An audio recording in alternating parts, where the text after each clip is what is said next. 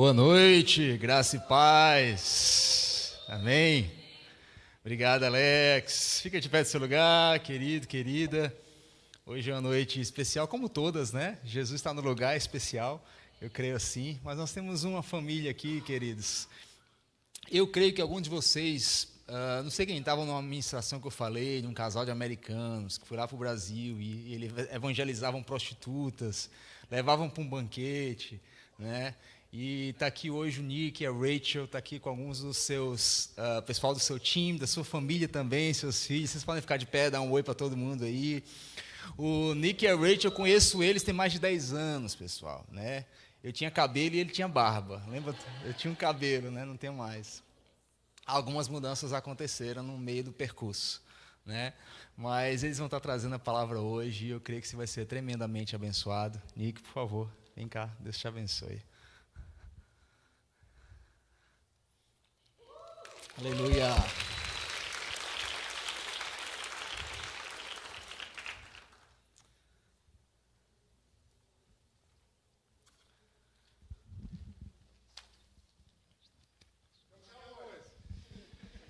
Fly, Eagles, fly.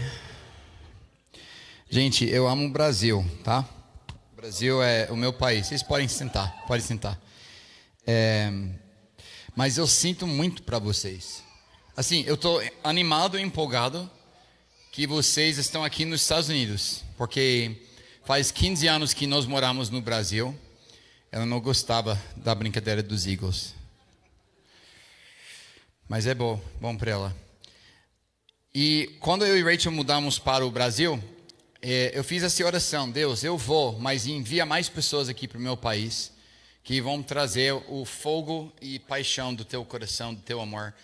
E não tem um país no mundo inteiro que carrega o paixão, o fogo de Deus como o brasileiro. Então, estou muito feliz que vocês estão aqui, mas também estou triste, porque vocês estão na terra dos Dallas Cowboys. Eu vou orar para vocês ainda mais, vou intensificar as orações. Mas eu queria só falar rapidamente do que nós fazemos, porque isso vai dar um background para alguns testemunhos que eu vou compartilhar hoje à noite, tá bom? Nós moramos em Recife e nós temos um ministério chamado Shores of Grace, que seria Margens da Graça. E nosso ministério, hoje nós temos 140 pessoas fixos integrais na equipe, sendo 70 mais ou menos pessoas com CLT que trabalham por nós, né, mas também que têm chamado, claro. E nós temos mais que 70 missionários também que levantaram seu próprio recurso para estar servindo no ministério. E nós temos 7 frentes do ministério. E eu vou só resumir, porque é muita coisa hoje para falar. Mas nós temos vários ministérios onde nós vamos para as ruas e ministramos com crianças e famílias que estão em situação de rua. Fazemos o que a gente chama de Igreja das Ruas com eles. E nós abrimos um tapete vermelho, sentamos na rua com eles, adoramos com eles. Talvez vocês sabem disso, mas não falta igreja que vá para a rua, né, nos setores urbanos no Brasil. Mas a maioria das igrejas em nossa cidade que eles vão, entrega sanduíche, cachorro-quente, sopão e vai embora. Tipo, às vezes, literalmente, a igreja chega e todo mundo lá na rua, a comunidade chegou. Daí a igreja abre a porta-mala e fala, pode pegar. Daí o povo pega e sai, e eles fazem oração e vai embora.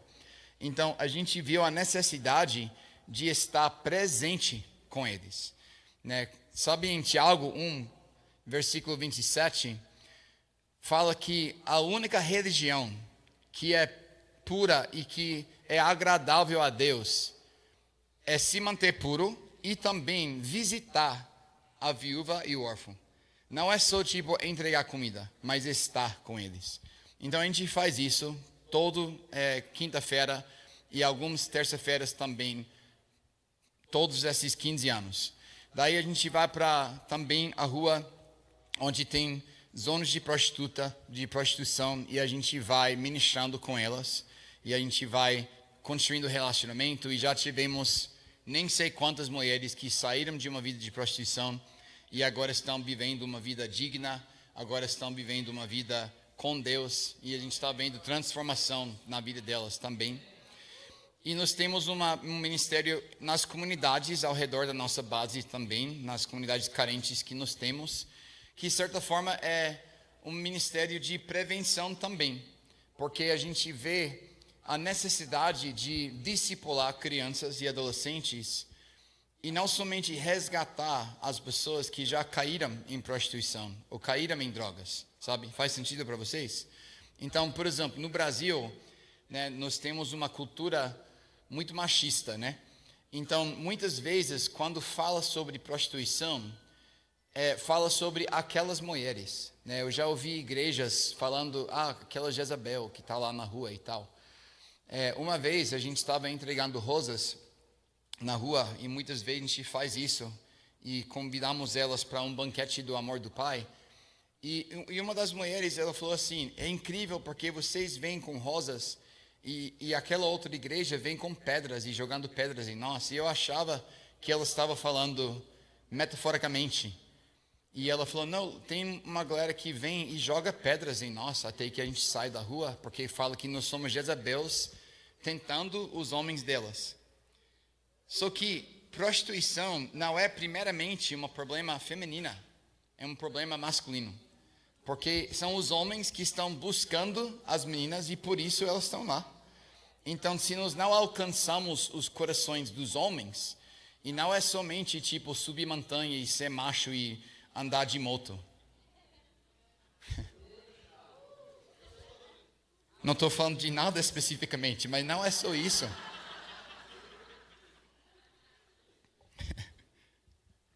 Tipo, não é só ser um macho assim. A gente já tem bastante disso no Brasil.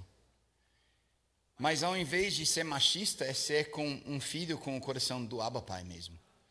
Então, nós estamos alcançando meninos adolescentes e crianças para discipulá-los em como ser filho de Deus. Porque um filho de Deus sabe como valorizar suas irmãs em Cristo também. Sabe como tratar e valorizar, respeitar a tua mãe, as tuas irmãs. Então a gente faz isso. Também temos um centro de defesa e de atendimento, que é o CICAF, e hoje nós estamos atendendo mais que 200 casos de abuso sexual ou negligência de alguma forma da nossa região lá, onde nossos advogados cuidam todo o processo, tanto criminal quanto da família também, e os nossos psicólogos e assistentes sociais atendem às necessidades de terapia e qualquer outra necessidade e demanda que as crianças têm. E nós temos também roda de conversa com os pais dessas crianças. Então, é uma forma que nós conseguimos alcançar crianças que, infelizmente, já aconteceu um abuso, mas a gente aprendeu que a maioria das mulheres em prostituição, adultas, porque no Brasil é legal, né? Com 18 anos você pode se prostituir. E nem sei se vocês sabem disso, mas você pode até registrar e fazer posto de renda como prostituta no Brasil. Em Recife tem um sindicato, né? Sindicato de trabalhadores de sexo. É doido isso, né? Então, totalmente ilegal. Mas a maioria das adultas que a gente encontra fala que quando eu era criança eu fui abusado. E daí ela seguiu aquele caminho depois do abuso e acabou em prostituição. Na verdade, eu já ouvi meninas adolescentes que falaram assim, antes os homens abusaram de mim, e tiraram isso de mim, agora eu cobro eles. E ela achando isso algo orgulhoso, tipo, agora eu faço dinheiro com isso, eu que mando. Mas é uma prisão de uma outra maneira, né? Então, a gente fundou a CICAF durante a pandemia com a intenção de, vamos abrir para 20 casos e a gente vai aprendendo e tal. Em 30 dias já estávamos com 90 casos. E agora o DPCA, né, a delegacia, o Ministério Público, os hospitais da região, a vara da infância, a vara da família, eles enviam qualquer BO que tem de abuso sexual de criança ou adolescente para nós. Ou seja, na nossa região, lá em nossa cidade, a gente somos os primeiros a acolher crianças que passaram por algum abuso ou alguma negligência. Ou seja, uma base missionária cristã que vai ministrar nos corações, são os primeiros para acolher as crianças. Glória a Deus. E, por último, a gente tem Vila Betânia, que é a nossa casa de acolhimento, que hoje nós temos 12 anos de funcionamento e já acolhemos mais que 205 crianças na nossa casa. Já tivemos mais que 80 adoções e mais que 80 também crianças que foram reentregadas para suas famílias ou biológicas ou extensas. E nós temos essa casa agora que atende meninas de 0 a 18 anos e meninos de 0 a 2 anos. Ou seja, bebês, meninos, mas nosso foco maior é adolescentes, meninas que passaram por alguma negligência, algum abuso.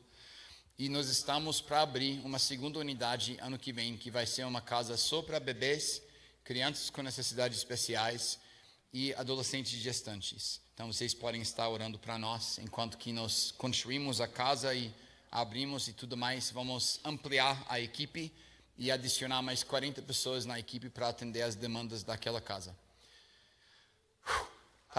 Eu acho que é só isso. Quando eu falo tudo que a gente faz, eu entendo porque eu sou careca. É muita coisa. Tá, vamos orar e entrar na palavra de Deus. Então, Deus Pai, muito obrigado por sua presença aqui hoje à noite. Obrigado que nós podemos estar aqui unidos, seja em Dallas, seja em Recife, seja em qualquer lugar. Obrigado que tua família universal está no mundo inteiro, ao redor da tua mesa. E hoje, Pai, nós não queremos apenas... Eu não quero, Pai, que meus irmãos aqui assistem um gringo tatuado meio doido com um coração brasileiro falando do palco, mas que eles venham a sentar na tua mesa para ouvir tua voz esta noite. Então, Pai, me usa para falar daquilo que você quer falar para nós hoje à noite. Em nome de Jesus. Amém. Abre suas Bíblias comigo em 2 Coríntios 3.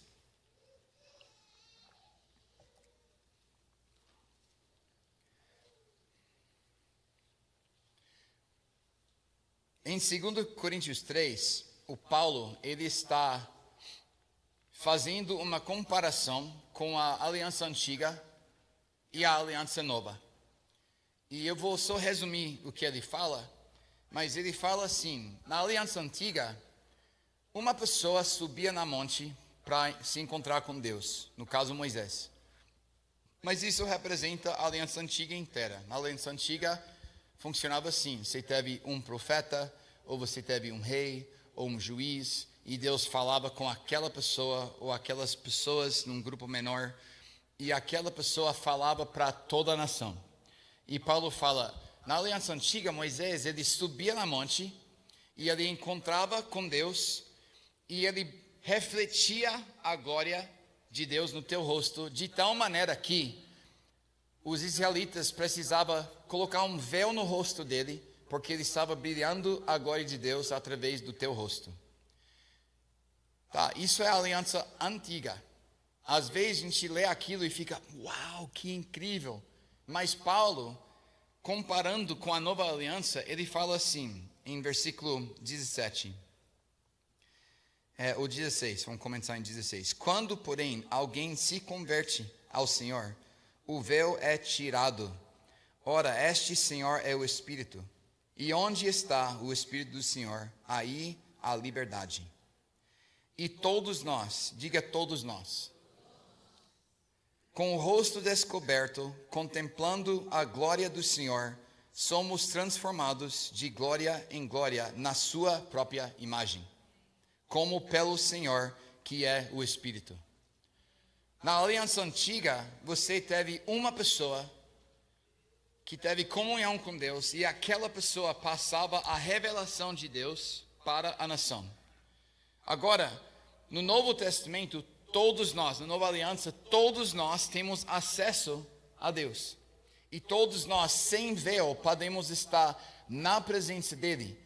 E onde Moisés refletia a glória de Deus, nós não refletimos a glória de Deus. Nós estamos sendo transformados, contemplando a glória dele, na imagem gloriosa dele.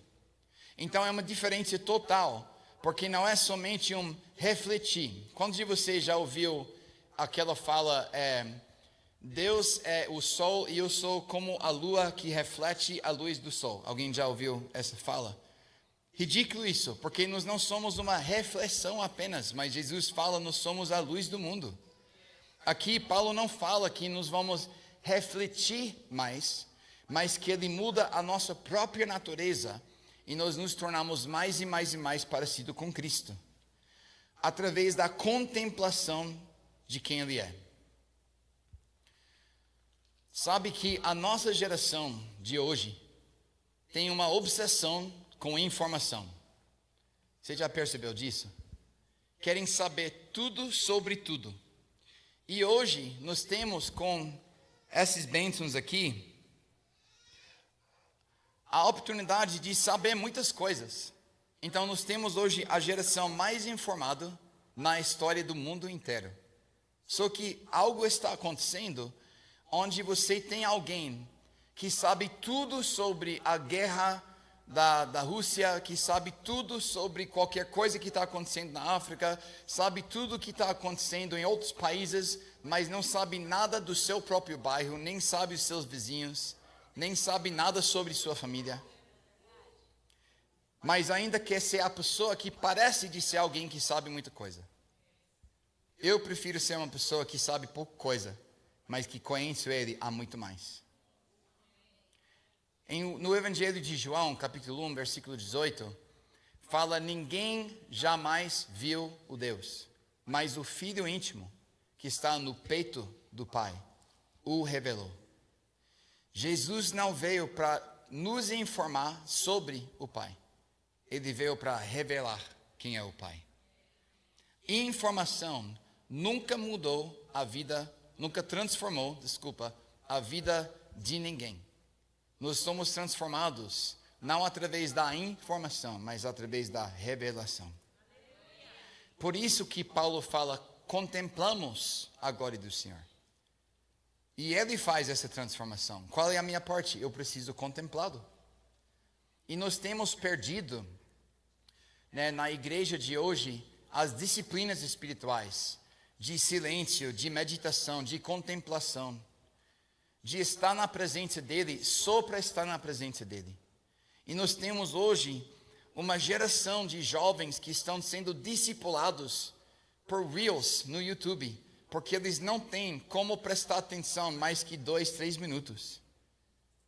Então, meus irmãos, se nós não conseguimos prestar atenção, como que nós vamos ser transformados na imagem de Jesus? Porque necessita tempo contemplando a tua glória, contemplando a tua vontade. Sabe que quando eu estava com 13 anos, eu estava numa conferência metodista e teve uma profeta lá, e ela era uma pessoa que teve um dom um pouco interessante. Ela foi em lojas e lojinhas e ela comprava lembrancinhas e ela colocava as lembrancinhas numa bolsa. E daí quando ela via alguém e Deus falou sobre tal lembrancinha, ela pegava a lembrancinha e profetizava sobre aquela pessoa usando daquilo.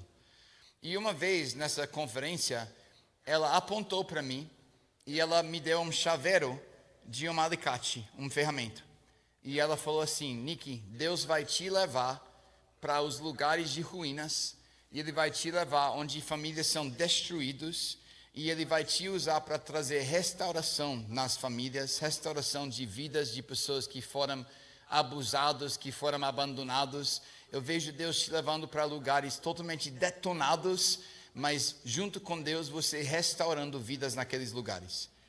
Eu com 13 anos, agora eu posso dizer amém, mas com 13 anos eu fiquei assim: como? Eu tenho 13 anos. Daí daquela noite eu orava assim: Jesus, onde eu começo? Como que eu vou começar a seguir essa palavra com 13 anos? E Jesus, Ele me mostrou uma visão. E nessa visão era eu e Jesus caminhando numa floresta. E era lindo assim, deu para ouvir os pássaros cantando e o sol estava brilhando. E a gente estava debaixo da sombra de muitas árvores. E chegamos no meio da floresta e teve um campo lindo, cheio de flores e grama brilhante de verde. E Jesus falou: nós vamos começar aqui.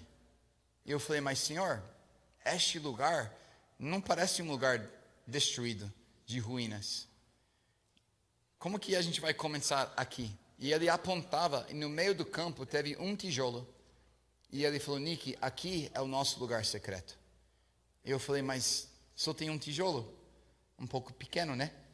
E Jesus falou assim, sim, Nick, mas o meu prazer é que nós vamos construir esse lugar secreto, um tijolo de cada vez, eu e você. Então eu entendi, antes que eu poderia viver tudo que nós estamos vivendo hoje, eu precisava construir o lugar secreto com Jesus. Antes que você vai construir uma igreja, você tem que construir seu lugar secreto. Antes que você vai construir um base missionário, um projeto social, um ministério tal, qualquer coisa, você tem que construir seu lugar secreto. Como que nós construímos lugar secreto? Nós fazemos tempo e prioridade, né? Nós vamos priorizar esse tempo para contemplar a tua glória, a tua bondade.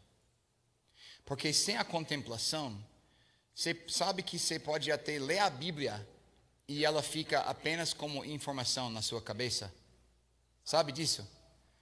Sabe, eu estudei teologia, eu tenho um bacharelado e um mestrado em teologia. Eu amo teologia. Eu vou fazer um doutorado daqui a pouco. Mas eu conheci pessoas no seminário que memorizaram a Bíblia, que têm lido todos os comentários, todos os livros históricos sobre a Bíblia, mas não foram transformados através das palavras da Bíblia, porque para eles era apenas uma informação. Então nós precisamos parar, não só para estudar, mas também para contemplar, meditar e dizer, Espírito Santo, transforma, renova minha mente. Eu preciso ser renovado na tua imagem. E eu acho incrível porque antes que eu mudei para o Brasil, eu era um pastor na igreja metodista. E sabe que teve semanas que eu estava tão na correria da igreja, fazendo as coisas da igreja, que eu tive pouco tempo na presença de Deus. Daí eu chegava às vezes domingo, pregava uma mensagem, fazia louvor, e mesmo assim o povo da igreja falava para mim assim, uau pastor, que palavra incrível, uau pastor, louvor incrível. Mas eu sabia que eu não estava vivendo daquilo que eu estava pregando, porque eu estava tão ocupado com as afazeres de Deus, que eu não estava tendo tempo com Deus. Vocês estão me entendendo? Mas mesmo assim, eu podia fazer um bom culto. Mas quando cheguei no Brasil, e eu comecei a trabalhar com crianças e adolescentes, alguns que tiveram sua virgindade vendida por sua própria mãe biológica com 8 anos de idade. Quando cheguei e acolhemos crianças de 10 anos grávidas dos seus pais biológicos, de meninas que foram trancadas e vendidas como se fosse um animal. Sabe o que eu aprendi? Eu não tive nenhuma mensagem, nenhuma música que mudava a vida dela. Eu não podia apenas chegar e fazer um culto para ela. Elas não precisam o meu melhor, elas precisam de Jesus. Nós não estamos sendo transformados numa versão melhor de nós. Nós estamos sendo transformados na imagem de Jesus Cristo. Porque o mundo não precisa até a melhor versão de Nick Billman. O mundo precisa de Jesus.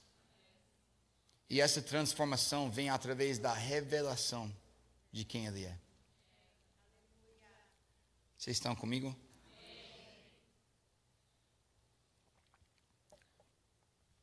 Contemplando a glória do Senhor, a beleza do Senhor.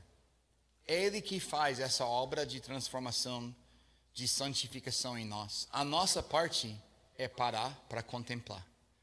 Tem um testemunho lindo que aconteceu conosco. Tivemos uma menina que ela chegou no Vila Betânia. E por causa das traumas que ela passou na sua vida, ela teve muitos danos no seu corpo. E também psicológico também. Então ela não falava quase nada. E ela andava um pouco assim, tonto, como que é? Tonta. Torta, sim, homenzinha torta, lembrei agora. Então, ela andava um pouco torta assim, e sempre curvada assim, e ela não olhava nos nossos olhos, principalmente homens, mas ela não olhava nos olhos de ninguém. E sempre quando tivemos um tempo de adoração, de oração, ela ficava lá no canto e não queria para ninguém tocasse nela, sempre isolado aí. E uma vez eu estava ministrando sobre o coração do Pai, e eu falei, hoje à noite temos alguns de nós que tivemos um relacionamento ruim com nossos pais, então nós não conseguimos enxergar Deus como pai, porque ou eu tive um pai ausente, ou um pai abusador, ou um pai, sei lá. E eu falei, mas hoje à noite eu creio que Deus quer encher essa sala com o coração dele, e para redefinir a palavra pai para nós hoje à noite. E eu falei, então se alguém quer receber essa revelação de Deus como Abba Pai, pode vir para frente. E a primeira pessoa que chegou na frente era dessa menina. Ela chegou lá e até a nossa equipe ficava meio assim, a gente abraça ela, toca nela, ela não gosta. Então Rachel só ficava lá com a mão bem delicadamente no lado dela. E de repente ela se ajoelhou e começou a chorar. E ela ficava 2 horas no chão chorando. Todo mundo já tinha ido embora da nossa base. E era só a gente e ela. E depois de 2 horas, ela estava assim no chão. Por todo esse tempo. E depois de 2 horas, ela fez assim. Ficou em pé, totalmente reto. Falava perfeitamente para Rachel, uma coisa só. Ela falava, ele é tão lindo. Ele é tão lindo. Ninguém nem orou. Sim, dá glória a Deus. Ninguém nem orou para a cura. Entende? Mas ela contemplava a beleza de Jesus. E ele o transformou. Então, a contemplação é a nossa parte, a transformação é ele que faz. Agora, tem uma frase bem utilizada na igreja, que você se torna daquilo que você contempla. Quem já ouviu isso? Você se torna daquilo que você contempla, daquilo que você está pensando muito, você vai se tornar daquilo. Agora, o que você está contemplando na sua vida de hoje? Quer saber? Se você tem um iPhone, você pode abrir o iPhone, Samsung não sei, mas iPhone você pode abrir e ela vai te dizer quanto tempo você gasta em quais aplicativos no seu celular. Se você está gastando tanto tempo nas redes sociais, sabe o que você está contemplando? As vidas dos outros. E você se torna daquilo que você contempla. Então, quando você está só contemplando a vida dos outros e vendo através dos filtros e toda a falsidade que tem postado nas redes sociais, você se torna aquilo. Ou seja, você vive sempre querendo ser alguém diferente. Mas quando você contempla o Senhor, Ele renova a sua mente e Ele te faz exatamente quem você é nele mesmo. Ele te coloca na sua identidade própria, que Ele declarou sobre você antes que você estava no ventre da sua mãe. Não me entende errado, não sou contra as redes sociais. Eu sou, na verdade, um pouco, não posso mentir. Mas é uma questão de tempo. Quando um discípulo nosso fala assim, eu estou tendo dificuldade em ter tempo com Deus, porque eu estou tão ocupado e tal. Eu falei, me dá seu celular. 5 horas dessa semana no Instagram. Está tendo dificuldade em ter tempo com Jesus? Não, você está faltando disciplina para desligar esse negócio aqui e fitar seus olhos em Cristo. Não é uma falta de tempo, é uma falta de disciplina. E qualquer relacionamento necessita disciplina. Não necessita? Sabe, eu e Rachel vamos celebrar 25 anos de casamento mês que vem. O aplauso é mais por ela, tá? Porque 25 anos comigo não é fácil, não. Imagina se eu tratava o meu relacionamento com Rachel dessa maneira. Uma vez por semana, nós vamos ter um tempo juntos. Mas vai ser com mais 200 pessoas, onde nós vamos juntos para ouvir alguém falar sobre nosso relacionamento. E daí te vejo domingo que vem. Como você acha o nosso casamento seria? Ruim, porque eu estaria brabo, posso te dizer. Mas não é assim que muitas pessoas tratam o relacionamento com Deus. Uma vez por semana temos nosso tempo. Sabe que tem um lugar de pesquisa chamado da Barna Group. E eles lançaram uma pesquisa há uns 4 anos atrás que 85% dos cristãos nos Estados Unidos falaram que a única expressão da sua fé é ir para a igreja no domingo. Ou seja, nós temos muitos cristãos que estão vivendo como concubina de Cristo, ao invés de noiva de Cristo. Porque a concubina, ela só vai e volta, ela tem encontros, ela tem visitações, mas a noiva, ela habita em Cristo. Jesus falava assim em João 15, se vocês permanecem em mim, eu permanecerei em vocês. Se vocês habitam em mim, eu vou habitar em vocês. E eu vou produzir bons frutos através de vocês. Mas talvez a maior palavra em João 15 inteira é a palavra se. Se vocês permanecem em mim, eu vou permanecer em vocês. Meus irmãos, nós precisamos aprender cada dia mais a permanecer em Cristo, a habitar em Cristo. Não apenas ter tempos com Ele, mas estar em plena comunhão com Ele em todos os momentos da nossa vida. Mas na maneira que nós fazemos isso, começa não num culto como esse, mas no teu quarto, sozinho com Jesus, gastando tempo, priorizando seu relacionamento com Ele. E assim que você faz isso, vai ficar que nem Salmos 91. Nós habitamos no esconderijo do Altíssimo e descansamos na sombra do Onipotente. Então, eu moro aqui, eu habito aqui, no esconderijo, meu lugar secreto com Jesus. E quando eu preciso parar aquele tempo, ir trabalhar, ir para a faculdade, ir para qualquer lugar, né, ir evangelizar os fãs dos Cowboys, qualquer coisa, eu não deixo a presença do Senhor no lugar secreto, porque eu vou também com a sombra do Onipotente. Mas se eu não estou gastando tempo no lugar secreto, eu não vou nem perceber a sombra que está comigo. Faz sentido para vocês? Não é coisa de matemática. Tipo, Nick, se eu gasto 1 hora no lugar secreto, eu vou ter 1 hora de poder da sombra do Onipotente? Não, sabe o que é? O mais tempo que você gasta só com Jesus, o mais que você vai perceber a presença dele quando você está no seu dia a dia. Faz sentido para vocês? A gente precisa aprender a ouvir a voz dele no lugar secreto. Vou te contar um testemunho. Quando a gente morava em Curitiba, a gente ia para as ruas toda noite. Não tivemos base missionária, não tivemos casa de acolhimento, era só as ruas. Então, toda noite, fomos para as ruas. E teve um boate lá, que era tanto um lugar de boate de dançarina e tal, mas também um lugar onde acontecia muita prostituição. Então, sempre no meu lugar secreto, eu via aquele lugar e eu orava assim, Deus, abre as portas deste lugar para nós.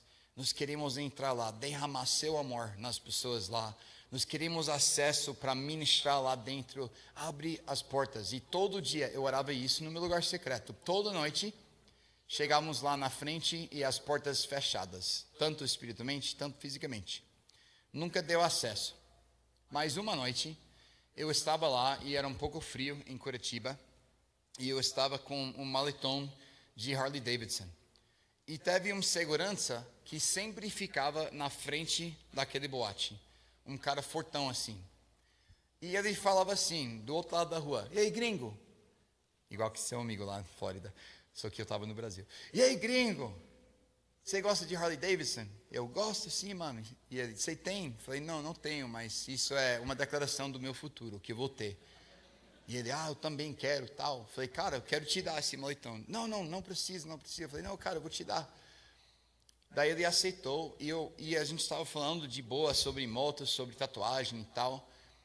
E, gente, daí eu falei assim para ele, cara, eu posso orar para você? E, de repente, ele mudou. E ele falou assim, eu sou crente. Eu falei, que massa. Posso orar para você? E ele, não, mas eu já sou crente, mano. Entende? Ele até fez assim, olha, eu escuto diante do trono. E eu, pelo amor dos valadões, incrível, mas eu só quero orar para você. E ele falou assim, não, mas porque eu já conheço Cristo. Ele achava que eu estava querendo fazer aquela oração, sabe? Evangelizá-lo. E ele assim, eu sou crente.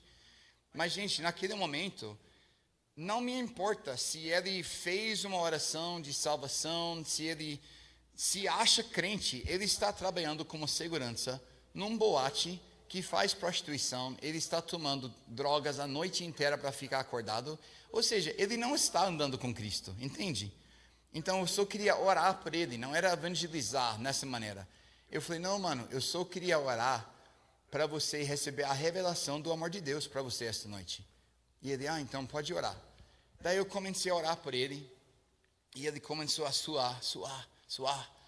E ele falava assim, cara, eu estou me sentindo como se fosse você derramou fogo líquido nas minhas veias. Eu amo quando pessoas do mundo descrevem perfeitamente como é receber o amor do Pai. Uma vez, Rachel orava por uma mulher lá em Recife, numa esquina lá, e ela falou, querida, o que você está sentindo? E a moça falou assim, eu me sinto como se fosse alguém derramou chocolate derretido no meu coração. Eu falei, essa é a oração santa da mulher. Deus, vem com seu chocolate. Derrama sobre mim o seu chocolate. Então, depois dessa noite, cada vez que eu passava lá, eu parava, falava com ele, comecei a dar um estudo bíblico para ele, a gente começou a falar mais sobre Jesus. E um dia ele me contou que ele conseguiu outro emprego e ele estava para sair de lá. Da última noite que ele estava lá, a gente estava passando na frente e ele falou, Nick, você pode orar para os outros seguranças que tem aqui? Eu falei, sim, mano, claro. E ele falou, vamos lá dentro. E, gente, eu confesso, lembre que eu orava, Deus, abre as portas. Até então, eu não pensei, o que tem do outro lado da porta? Só naquele momento eu pensei, tem um monte de gente pelado lá. Eu não quero ver isso. Eu assim, Deus, eu não queria mesmo dessa maneira, né, das portas. E eu falei, mano, eu não quero entrar mesmo, porque eu não quero ver, né, as mulheres dançando e tal, então... Você pode chamar os seguranças para cá? E ele, posso. Teve 5 caras, ele chamou os 5. Gente, ele fez uma fila com eles na frente do boate. E ele falava assim, ora por ele, porque ele tem câncer, precisa de cura. Ora por ele, porque ele está passando por um divórcio. Esse aqui tem um filho que nem fala mais com ele, e esse aqui está muito bagunçado. Ora por ele. E a gente foi orando por eles, e eles chorando. Só que não teve mais segurança no boate. Então as meninas começaram a sair da boate. E elas assim, e aí, cadê vocês? Me deixou sozinha lá com os homens e tal. E a equipe começou a orar por elas. E elas também começaram a chorar. Só que agora não teve segurança, nem meninas dançando no boate. E teve um monte de cliente que pagava para estar lá. Então os clientes saíram bravos. Saíram assim, e aí, o que está acontecendo aqui? Não tem menina lá dentro? Gente, um cara estava me xingando, e eu literalmente fiz assim, mais amor Deus, e ele fez, começou a chorar. Era tipo um céu aberto na frente da boate. Daí chegou o dono da boate. E eu, sendo um homem da fé, falei assim, simbora. Porque esse cara não vai gostar da gente, não. Mas antes que eu podia fugir, ele falou, ei gringo, tá fazendo aqui? Falei, cara, então a gente está orando para as seguranças. E também para as meninas. Também para os seus clientes. Cara, sinto muito, mas está vazio lá dentro. E ele falou, então, orando para quê? Falei, para o amor de Deus. E ele, então, ora para mim. E eu orava por ele. E depois da oração, ele falou assim, cara, eu gosto muito de você. E se vocês querem fazer aquilo, né? Vocês fazem música, né? Eu, como assim? E ele, sabe, a igreja canta coisa tal. Eu, louvor? E ele, é isso, louvor. Vocês podem fazer aqui dentro. E ele falou, tem aquela coisa que vocês fazem, você lê a Bíblia, né? Eu falei, estudo bíblico. Ele, isso aí, você pode fazer também. E a gente começou a fazer lá dentro da boate. 2 anos depois, aquela boate se fechou. Hoje é um estacionamento lá em Curitiba. Nem existe mais. Agora, se você me pergunta, Nick, escreve um livro mostrando passo por passo como fechar boates na minha cidade.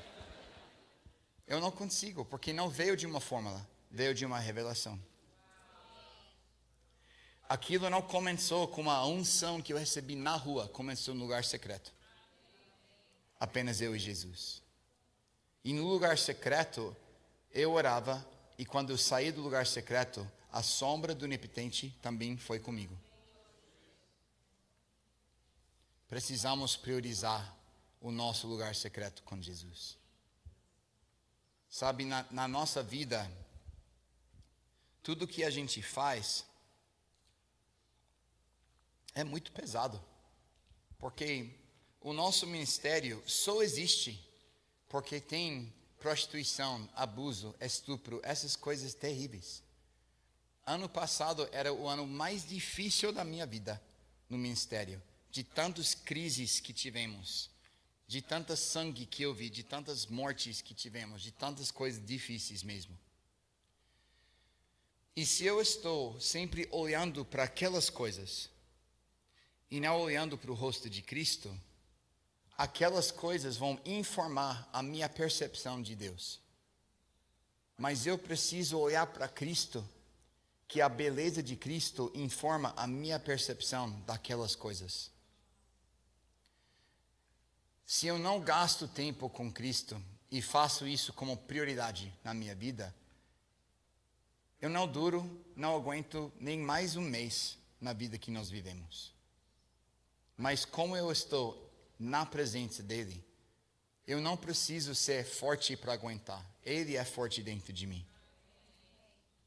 Logo depois desse versículo, em 1 Coríntios capítulo 4, Paulo fala assim, que nós somos apenas vasos de barro, mas Ele é o poder que habita dentro de nós.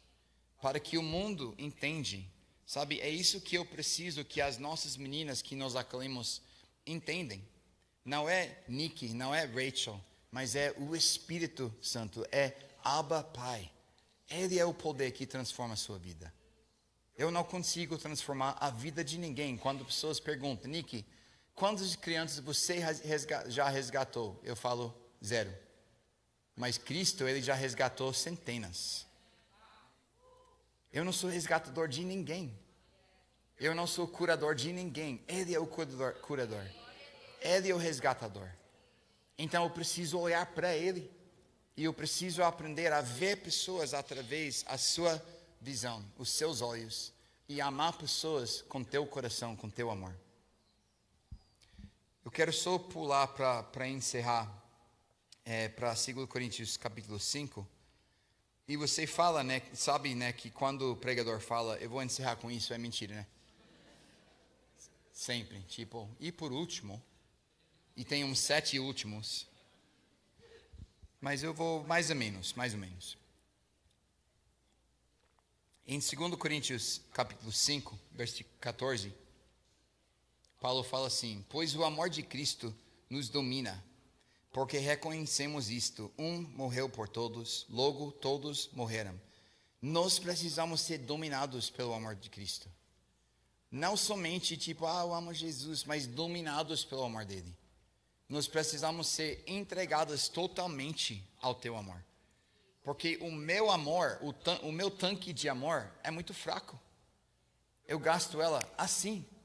Mas Ele é amor. Ele não consegue apenas amar. Ele é a fonte do amor. Então, às vezes, até com as pessoas que nós cuidamos em Recife, é difícil amá-los. Tem vezes que elas não querem ser amadas por nós. E às vezes a gente não sabe mais como amar. Mas Deus é o amor. Então, nós precisamos ser dominados pelo amor dEle. E a palavra dominado aqui é a palavra grega sineco. É uma palavra que quer dizer que nos impulsiona e também que nos sustenta. Ou seja, o amor dele que nos leva para os lugares, às vezes até difíceis a amar, mas ele nos sustenta lá. Essa foi a declaração da minha vida do ano passado inteiro. Deus, eu não quero nem estar aqui, porque é pesado, é triste, é difícil, mas seu amor me levou até aqui, e seu amor me sustentou até aqui. Então, é o amor dele que nos domina, porque um morreu por todos, e agora todos podem viver, mas não vivemos mais para nós mesmos, mas para ele, que vive dentro de nós. Assim que nós daqui por diante a ninguém conhecemos segundo a carne. E se antes conhecemos Cristo segundo a carne, já agora não o conhecemos deste modo. E assim, se alguém está em Cristo, é nova criatura. As coisas antigas já passaram, eis que se fizeram novas. Sobre o versículo 17, todos que estão em Cristo, não há condenação por todos que estão em Cristo, e agora nova criatura somos. As coisas antigas já passaram, agora é sobre um novo em Cristo. Gente, o seu testemunho não é tudo que você fez antes de Cristo. Seu testemunho é: eu encontrei Jesus Cristo e Ele me fez novo. Eu acho que às vezes a gente confunde isso na igreja, né? Eu cresci na igreja metodista e parece que cada conferência de adolescente, de jovem, eles chamaram as caras mais doidos para dar testemunho. E o cara lá no palco assim: eu já vendi droga, eu já tenho 5 filhos com uns 7 mulheres, eu já matei 5 pessoas. E você fica assim: e ele está aqui agora com adolescentes? Ok. E daí o cara falava 40 minutos sobre tudo que ele fez. E daí resumia assim: mas daí eu encontrei Jesus Cristo, eu entreguei minha vida por ele, tarará, e deu apelo. Gente, o testemunho não é aquilo. O testemunho é: eu encontrei Jesus Cristo. Teve uma mulher que estava visitando lá em Recife, e ela perguntou a uma menina de 12 anos que estava lá na mesa. E, gente, essa menina, ela vivia coisas terríveis mesmo na sua vida, mas ela nem falava mais dessas coisas. E a mulher falou assim, e eu estava traduzindo por ela. Ela era gringa assim, dos Estados Unidos, visitando a gente lá em Recife. E ela falou assim: qual é seu testemunho? E a menina falou assim: eu gosto de dançar, eu gosto de desenhar, eu amo ir para a escola, agora estou tirando boas notas, eu tenho amigo tal, e amiga tal, e tia tal, a melhor tia do mundo. Ela só falava coisas boas da sua vida. E a mulher falou assim: não, mas qual é seu testemunho? E a menina falou assim: tia, não estou entendendo. E ela: seu testemunho, tipo, o que aconteceu na tua vida? Por que você está aqui no Vila Betânia? E a menina falou assim: tia, isso não importa mais. Eu sou nova criatura. E se nós somos novas criaturas, nós também temos a visão nova. Por isso que Paulo fala: nós não olhamos mais para ninguém, não somente cristão, mas ninguém apenas como ser humano. Mas nós olhamos para as pessoas através dos olhos de Jesus.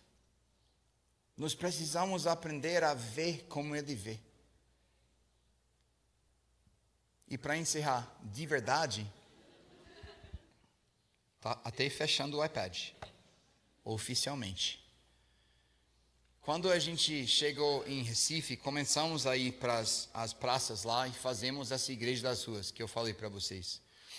E uma noite chegamos lá, e às vezes é muito pesado, né? E chegamos lá e teve um menino de 9 anos que eu já o conheci. E ele veio correndo ao me encontrar. E ele falava assim: tio, sabe o que eu fiz? Eu falei: você fez o quê, mano? E ele falou: eu matei um menino. Eu falei: como assim você matou um menino? Eu achava que ele estava brincando, né? E ele: não, porque teve tal menino e ele estava falando mal de mim, estava me xingando, mentindo sobre mim. E tio, você sabe que não podia deixar, né? Então, quando ele dormia ontem à noite debaixo da árvore, eu coloquei a minha faca no pescoço dele. Quando ele falou isso, o meu coração literalmente explodiu no meu peito. Porque eu sentia tão inútil, impotente, para fazer qualquer coisa agora na vida dele. E a gente foi caminhando mais para frente e chegamos num lugar onde a gente fazia naquela época Igreja das Ruas, e teve 2 bebês deitados em papelão, chorando de fome, e as mães delas nem estavam aí, estavam fumando crack em algum canto. Então Rachel pegava um dos bebês, outra missionária pegou outro bebê, alguém foi comprar leite, e de novo eu senti meu coração ainda mais esmagado, totalmente destruído. Porque a gente tinha acabado de abrir Vila Betânia, e já estava cheio. E eu pensei, eu preciso abrir mais 10 casas e ainda não vai ser suficiente. E daí veio 5 meninas que sentaram na minha frente. E eu conhecia todas essas 5. Elas estavam entre 10 e 15 anos de idade. E todas elas já se prostituíram, em alguma maneira, alguma forma. E elas sentaram na minha frente, e já com meu coração tão enfraquecido, tão sem esperança, eu olhava por elas e eu pensava assim, se minha filha Leila ou Cássia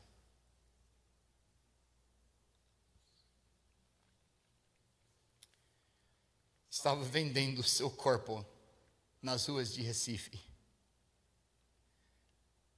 o que eu faria? Eu comecei a chorar em prantos. E eu falava para Jesus, Jesus, eu não sou a pessoa certa, você chamou a pessoa errada, eu sou insuficiente por isso. Chorava, chorava, chorava. E naquele momento Jesus me encontrou e me mostrou uma visão. E ele veio, colocou seu braço em mim, e ele falou, Nick, você está olhando na forma errada. Eu vou te ensinar a enxergar como eu enxergo. E ele levantava sua mão e teve um furo na sua mão, pelo prego da cruz. E ele falou, veja através dos furos das minhas mãos. E ele passava sua mão na frente daquelas meninas. E quando eu olhava através dos furos das suas mãos, eu vi uma cena totalmente diferente. Eu vi meninas felizes, eu vi famílias chegando ao redor delas, eu vi elas restauradas, curadas, e futuros nelas chamados destinos. Eu vi advogados e médicos e pastores e músicos e professores e tanto destino nelas que eu não conseguia enxergar antes porque eu estava cego pelas circunstâncias delas. E Jesus falava assim, Nick, eu já paguei o preço, mas você precisa aprender a olhar através os olhos de destino e não os olhos de circunstância. Porque os furos das minhas mãos são grandes e suficientes para engolir todas as dores aqui das ruas de Recife. Daquela noite mudou a minha vida. Porque é isso que Paulo está dizendo, que se nós estamos em Cristo, somos novas criaturas. Então nós não podemos andar e viver a nossa vida apenas olhando para pessoas da forma que olhamos antes de Cristo. Agora nós precisamos dizer, Jesus, eu quero enxergar as pessoas no meu trabalho com seus olhos. Eu quero ver as pessoas das ruas com seus olhos. Eu quero ver até os fãs dos Dallas Cowboys com seus olhos. Até isso, até nesse nível. Mas para aprender a ver como ele vê, nós precisamos gastar tempo com ele. Precisamos estar na sua presença, contemplando tua glória. E ele que nos transforma na tua imagem. Ele que renova a nossa mente, nossa visão, percepção das pessoas. Impossível isso sem estar na tua presença. Eu quero encerrar com uma música, um tempo de contemplação. Pode ser? Tá. Eu acho que ele já foi. Que esse é rápido, mano. Ninja.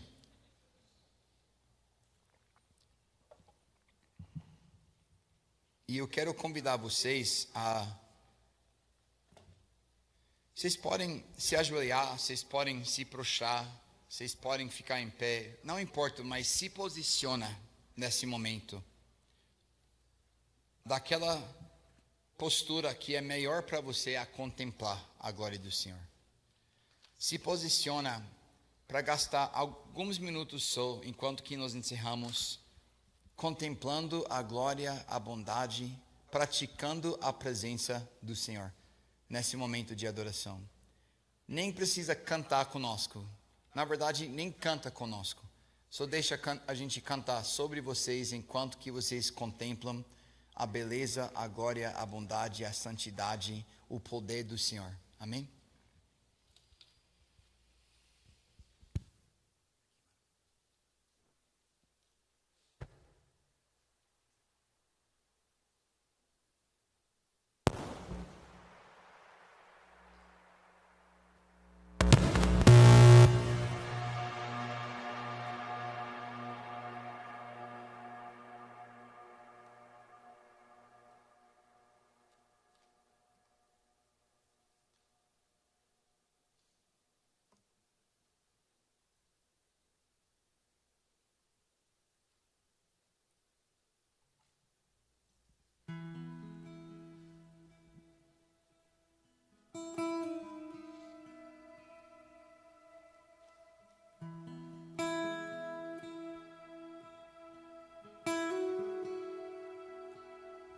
Contemplamos sua glória, Deus.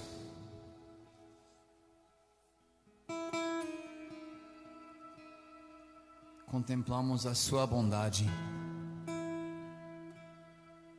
o seu amor furioso.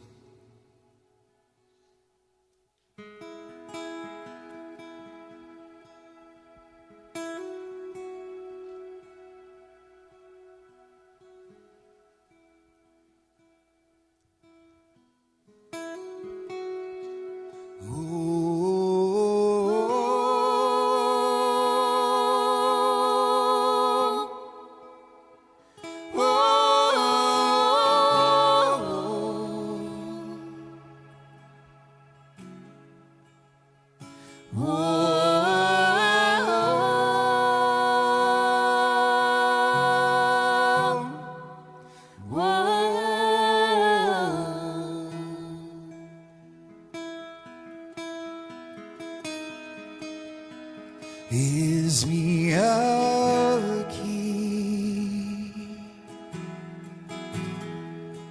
prostrado outra vez, oferecendo tudo a ti, pela graça que me salvou.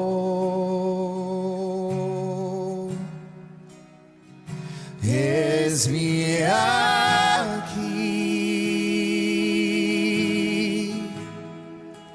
no colo do seu amor. Na tempestade ouvi sua voz, o pelo nome me chamou. Pelo nome me chamou.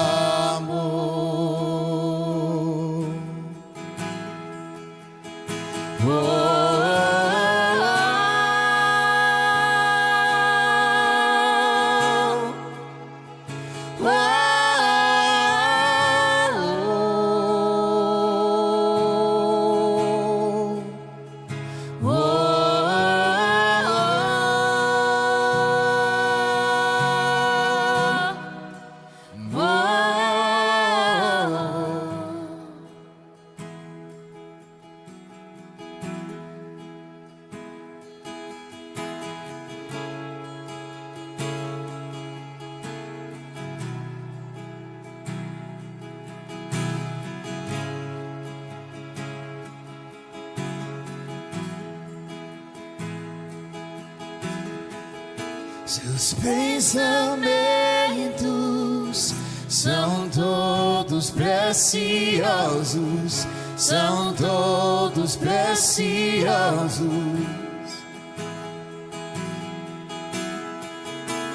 E sua canção por mim é alegria e amor, alegria e amor e liberdade.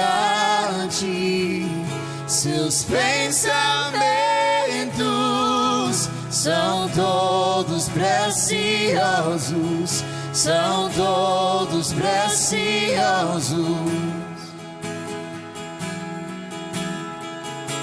E sua canção por mim é alegria e amor, alegria e amor e liberdade. Seus pensamentos são todos preciosos, são todos preciosos. E sua canção por mim é alegria e amor, alegria e amor e liberdade. Aleluia,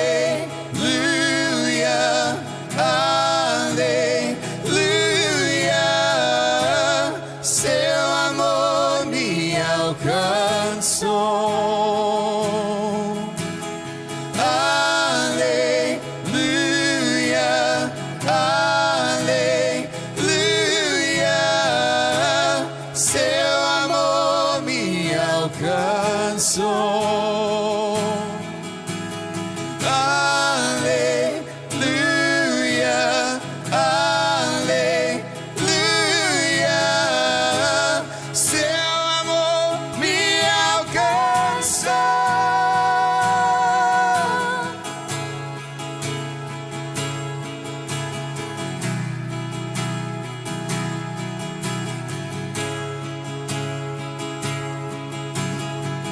Vamos ficar em pé e terminar cantando juntos. Aleluia, aleluia, seu amor me alcançou. Aleluia, aleluia, seu amor me alcançou. Aleluia, aleluia, seu amor me alcançou.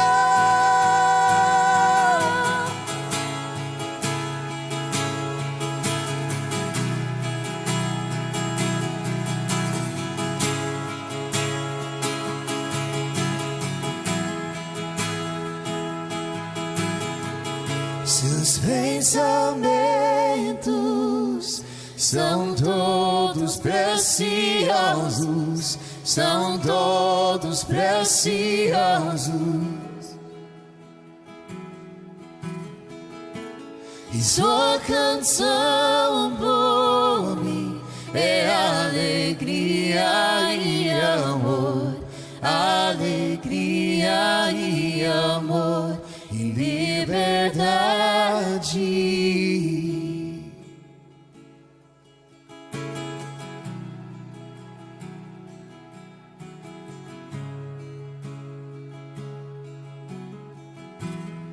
Porque Ele vive, eu posso crer no amanhã, porque Ele vive, temor não há, mas eu pensei, eu sei que a minha vida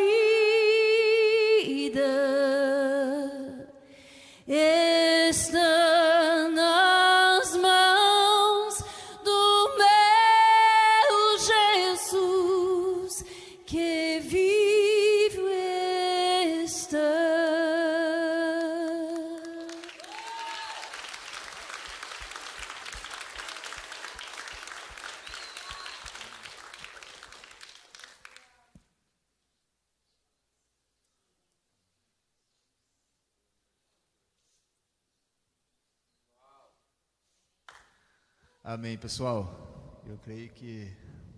Amém. That's it. Amém. Quem diz amém? Quem concorda? Amém? Deus te abençoe.